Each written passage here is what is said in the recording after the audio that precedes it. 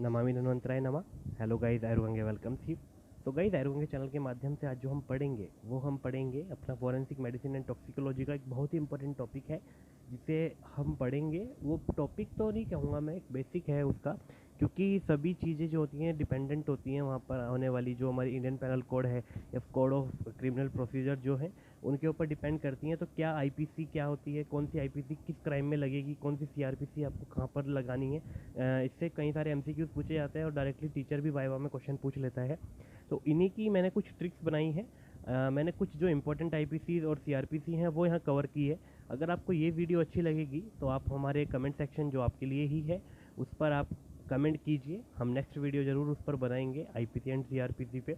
और आप इस चैनल को सब्सक्राइब करना ना भूलें, जिससे कि आपको आने वाली जो वीडियो है हमारी उसकी अपडेट आपको तुरंत मिलती रहे। तो इसलिए हमारे चैनल को सब्सक्राइब कर दीजिए। वीडियो पसंद आएगी तो लाइक शेयर भी करना ना भूलें।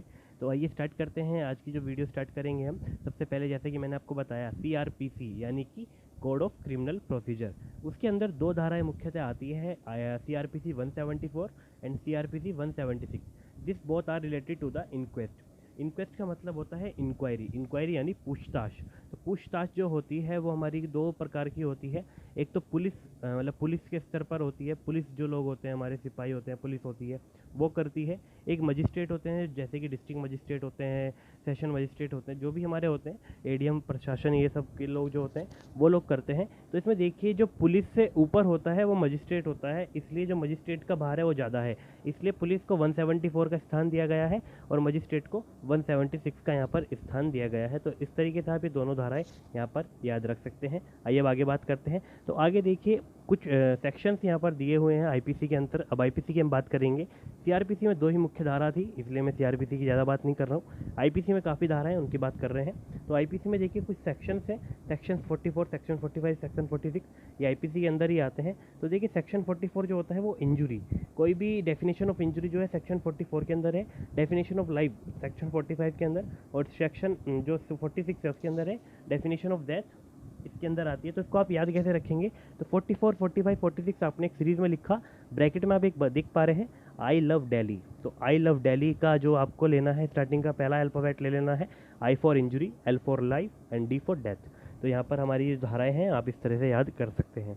उसके बाद अब आईपीसी की हम बात करते हैं 178। तो देखिए 178 में अगर हम लास्ट में आते हैं 8 पर, तो 8 को आप अगर लिखेंगे और ओथ लिखेंगे तो ओथ भी, ओथ का जो स्टार्टिंग में और है देख पा रहे हैं आप, वो भी कुछ कुछ 8 की तरह ही सिमिलर लग रहा है, जैसे कि उसको लिटा दिया हो, बस ऐसा लग रहा है। तो आप यहाँ पर याद रखेंगे रिफ्यूजिंग ओथ, ओथ का उल्लंघन करने पर आपकी जो वहाँ पर धारा लगेगी वो आईपीसी 178 लगेगी। उसके बाद अगर हम बात करें आईपीसी 179, तो 179 में देखिए आप 9 को अगर ऐसा लिख दें, आपको ये रिफ्यूजिंग टू आंसर है तो आंसर का ए और एन आप मिलाकर लिखते हैं। तो स्टार्टिंग में जो ए एन मतलब मिला रहे हैं हम, तो जो स्टार्टिंग है वो ऐसा लग रहा है कि हमने उल्टा 9 बनाया है, तो उसको सीधा करेंगे तो 9। तो इसका मतलब है 179 जो है रिफ्यूजिंग टू आंसर, मतलब कोई सवाल का जवाब देने के लिए अगर मना कर रहा है कोई भी अपराधी, तो वो अपराधी होगा 179 आईपीसी के तहत। अब 193 की अगर हम बात करें तो देखिए 93 का 3 जो है, अगर हम उसको नीचे ब्रैकेट में आप देख पा रहे हैं उसको उल्टा करते हैं तो वो कुछ कुछ ई के सिमिलर हो जाता है। ई स्टैंड फॉर एविडेंस, तो यहाँ पर फॉल्स एविडेंस पनिशमेंट मिलती है। मतलब 193 जो आईपीसी है उसके तहत कौन सी पनिशमेंट है? फॉल्स एविडेंस, सबूत जो है फॉल्स दिखाने के कारण वहाँ पर उसको वो पनिशमेंट दी जाती है। तो आगे देखते हैं ये। अब इसमें हम देखिए बात करते हैं आईपीसी 304A। तो ए से आप देखिए, ए से आपको यहाँ पर याद रखना है एप्रॉन। एप्रॉन जो होता है वो डॉक्टर्स पहनते हैं, आप लोग पहनते हैं एप्रॉन। तो एप्रॉन जो है वो मेडिकल प्रोफेशन जो है उससे रिलेटेड होता है। तो मेडिकल नेग्लिजेंस जो होगा उसमें इसको यूज़ किया जाता है 304A। हालांकि मेडिकल नेग्लिजेंस के लिए ही नहीं, किसी भी प्रकार का नेग्लिजेंस हो उसमें इसका प्रयोग किया जाता है 304A का। अब 304B की बात करते हैं हम आईपीसी, आप सेकंड पॉइंट देख पा रहे हैं। तो 304B से आप देखिए ब्राइड, ब्राइड यानी दुल्हन होती है। दुल्हन जब भी आप बात करेंगे दूल्हा दुल्हन, तो आजकल हमारे जो समाज में एक प्रथा चलती है जिसे दहेज प्रथा कहा जाता है, डाउरी। तो डाउरी जो है रिलेटेड है दुल्हन से, तो यहाँ पर डाउरी डेथ में 304B जो है वो आपको आईपीसी यहाँ पर याद रखनी है। उसके बाद हम बात करते हैं बी पॉइंट, आप देख पा रहे हैं बी पॉइंट में 312 एंड 316। तो इसमें आपको इसके नीचे जो लिखा है उसको आप भूल जाइए, CA को आप भूल जाइए, बस आप इतना याद रखिए अल्फ़ाबेट में 3 नंबर पर कौन सा अल्फ़ाबेट आता है। जब हम A to Z अगर देखें तो 3 नंबर पर आता है हमारा C, और फर्स्ट नंबर पर हमारा आता है A, एंड सेकंड नंबर पर हमारा बी। तो अब आपको इसको याद कैसे रखना है, तो मैं आपको बता दूं, CAB, तो C से आपको याद रखना है क्रिमिनल, और AB से आपको लिखना है एबॉर्शन। तो क्रिमिनल एबॉर्शन जो भी होंगे उसमें आपकी जो धाराएं लगेंगी वो आपकी 312 से लेके 316 के बीच की धाराएं लगेंगी। तो अब इसी में हम बात करते हैं। सबसे पहले हम जो बात करेंगे वो 312 की बात करेंगे, यानी कि IPC 312 की बात करेंगे। तो कॉसिंग मिसकैरेज, मतलब कि मिसकैरेज कॉज करवाना, बिना मतलब के किसी भी चीज़ों को लेकर मिसकैरेज कॉज कराना उस लेडीज़ के साथ में, तो वो क्या होगा, वो चाहे दोनों की विल से हो, हस्बैंड या मतलब एबॉर्शन करवाया जा रहा है वो दोनों की विल से हो सकता है, हस्बैंड वाइफ की, पर वो क्या होगा, इलीगल होगा, वहाँ पर 312 लगेगी धारा। अब 313 की अगर हम बात करें तो मिसकैरेज विदाउट हर कंसेंट, मतलब कि उस लेडीज़ की जो माँ बनने वाली है, प्रेग्नेंट लेडीज़ की कंसेंट नहीं है और उसके हस्बैंड या उसके जो घर वाले हैं वो वहाँ पर मिसकैरेज करवा देते हैं। 314 यानी कि death of women during miscarriage के ड्यूरेशन के बीच में क्या हो जाता है, उस लेडीज़ की डेथ हो जाती है, तो वहाँ पर आपकी 314 लगेगी। उसके बाद अगर हम बात करें 315, तो चाइल्ड डाई आफ्टर बर्थ, यानी कि बच्चे को पैदा करने के तुरंत बाद मार दिया गया या इस उद्देश्य से पैदा करा गया कि उस बच्चे को हम मार देंगे, तो वहाँ पर आपकी IPC 315 लगेगी।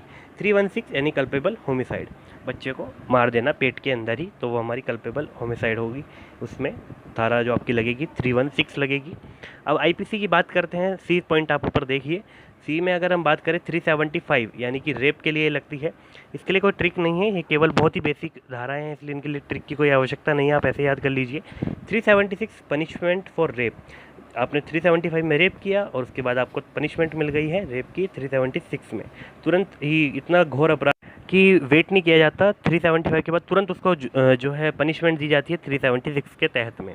फिर वो 497 एडल्ट्री, यानी किसी को अब्यूज़ करना या किसी के साथ में मिसबिहेव करना अगर आता है कुछ भी, तो वो हमारा 497 IPC के अंतर्गत आता है। तो इस प्रकार से ये हमने कुछ धाराएं कवर की, पर रेप की कुछ धाराएं बहुत इंपॉर्टेंट हैं, उन्हीं को हम देखेंगे। सेक्सुअल ऑफेंस काफ़ी ज़्यादा महत्व रखता है फॉरेंसिक साइंस में। तो देखिए 376 AB कब लगेगी, 376 हमने पढ़ा पनिशमेंट में लगेगी, पर 376 AB कब लगेगी, तो आप देखिए A जो है स्टैंड करता है अल्फ़ाबेट में फर्स्ट नंबर पर और B स्टैंड करता है सेकंड नंबर पर। तो अब देखिए क्या होता है, इससे आपको पता लगा 12 बन गया एक साथ में, जैसे कि आप देख पा रहे हैं मैंने ब्रैकेट में लिखा है 12। तो अगर किसी के साथ सेक्स किया जा रहा है, रेप किया जा रहा है उसका अंडर 12 ईयर ऑफ एज, कोई लड़की है जिसके साथ 12 साल की उम्र के अंतर्गत रेप किया जा रहा है, तो वहाँ पर 376 AB के तहत उसको पनिशमेंट दी जाएगी।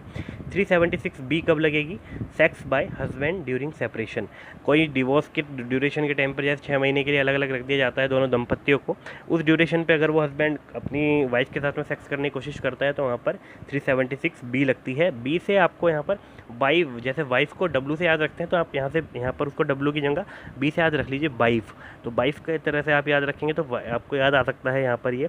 376 की अगर हम बात करें तो sexual intercourse with a person in authority, मतलब किसी गवर्नमेंट सर्वेंट के साथ में अगर कोई सेक्स हो जाता है, सेक्सुअल इंटरकोर्स क्रिएट किया जाता है अननेचुरल, तो वहाँ पर 376 लगेगी। 376 D कब लगती है, गैंग रेप में लगती है। गैंग रेप के तहत अगर आपको वहाँ पर धारा लगानी है तो IPC की 376 D धारा वहाँ पर लगाई जाती है। अब इसी क्रम में आगे बात करते हैं 302 कौन सी पनिशमेंट के लिए लगती है, B पॉइंट आप देखिए, तो पनिशमेंट फॉर मर्डर के लिए 302 लगती है पनिशमेंट फॉर मर्डर के लिए। 309 अगर हम बात करें तो अटेम्प्ट जो होती है कमिट सुसाइड, हालांकि ये धारा अभी बंद कर दी गई है इस टाइम, अभी इसके स्थान पर कोई दूसरी धारा नहीं आई है, वो जैसे भी आएगी तो अपडेट देंगे हम उसका। 377 और 309 को इस टाइम पे बैन कर दिया गया है। 377 अननेचुरल सेक्सुअल ऑफेंस के लिए थी। उसके बाद आप देखिए D पॉइंट यानी 4th पॉइंट 319 हर्ट, अगर कोई किसी पर्सन को हर्ट करता है, उसको पेन कॉज करता है, तो वहाँ पर वो अगर कोई इसकी रिपोर्ट करता है तो IPC 319 के तहत उसको क्या होगा, वहाँ पर सज़ा, उसको पनिशमेंट दी जा सकती है। अब आइए लास्ट में बात करते हैं पॉइजनिंग की। तो पॉइजनिंग में देखिए 275 एडल्ट्रेशन, यानी कि किसी भी चीज़ में मिला देना, जैसे कम्पिल्लक में इष्टि का चून मिलाया जाता है उसकी मात्रा वृद्धि करने हेतु, तो वहाँ पर अगर कोई पकड़ा जाता है इस चीज़ को करते हुए तो वहाँ पर एडल्ट्रेशन होगा और वहाँ पर 275 IPC लगेगी। 276 कब लगेगी, selling a drug as a different drug, मतलब किसी ड्रग के प्रतिनिधि ड्रग को बेचना, वहाँ पर 276 के तहत उसको सज़ा दी जाएगी। 278 नॉक्सियस एटमॉस्फेयर, जो एटमॉस्फेयर है उसको क्या बनाना, उसको विषैला क्रिएट करवाना, उसमें आपकी 278 लगेगी। फाउलिंग वाटर के केस में आप जैसे देख पा रहे हैं 277 धारा यहाँ पर लगती है IPC की। तो देखिए गाइस, इस प्रकार से हमने कुछ धाराएं अपनी जो थी आईपीसी की और सीआरपीसी की वो कवर की हैं। अगर आपको ये वीडियो सही लगा है, अच्छा लगा है, तो आप सेकंड वीडियो के लिए कमेंट सेक्शन में कमेंट डाल सकते हैं। हम नेक्स्ट वीडियो भी इन पर बनाएंगे कि कुछ मेजर आईपीसीज हैं जो कि बहुत ज़्यादा पूछी जाती हैं। So thank you guys for watching the video. Please like share and subscribe to the channel. Thank you guys.